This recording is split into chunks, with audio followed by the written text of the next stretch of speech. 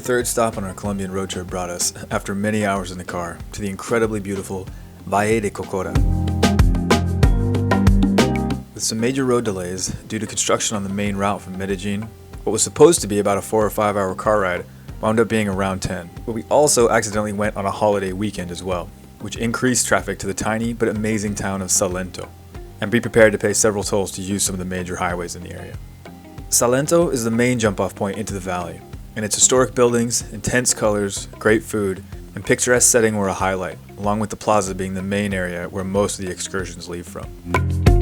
To access the valley, which is actually part of the Los Nevados National Natural Park, you catch a ride from one of the heavy-duty jeeps in the plaza in Salento, and they're pretty cheap and definitely make for part of the adventure.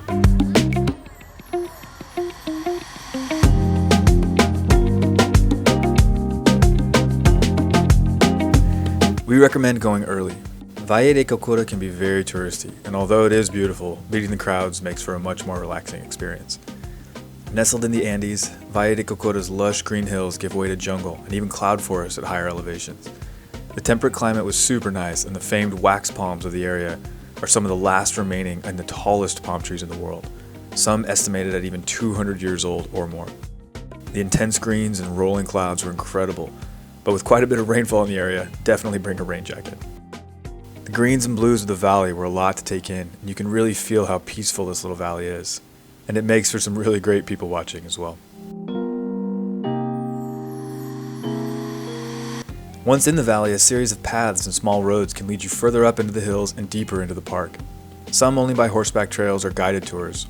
The walking is pretty easy for the most part, and some of the views were spectacular.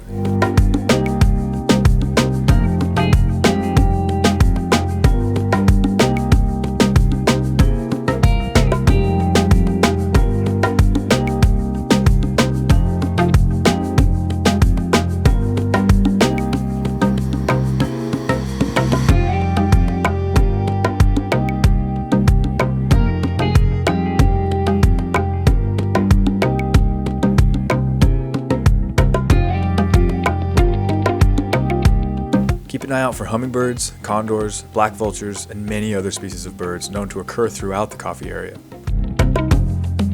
While Salento and the valley are no secret, it's actually pretty easy to escape many crowds simply by hiking a little further or a bit higher into slightly more difficult areas.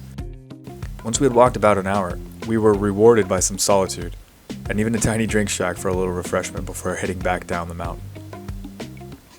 Where we stayed in Salento had to be one of the best places our entire trip.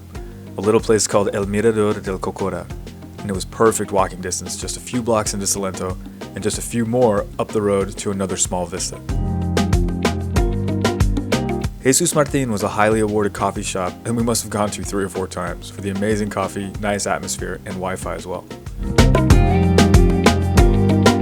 Experience the intense beauty and tranquility of El Valle de Cocora. It really became more understandable just how the area became so popular. Doubled even more so when we learned the area was also once controlled by FARC, a guerrilla military unit in Colombia.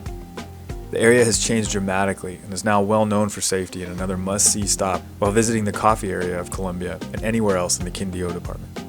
Knowing that we were getting deeper and deeper into the heart of Colombia, we were really excited to see even more of Quindío and get back in the car for another day's drive to Quimbaisha and the bamboo hut that awaited us in the jungle.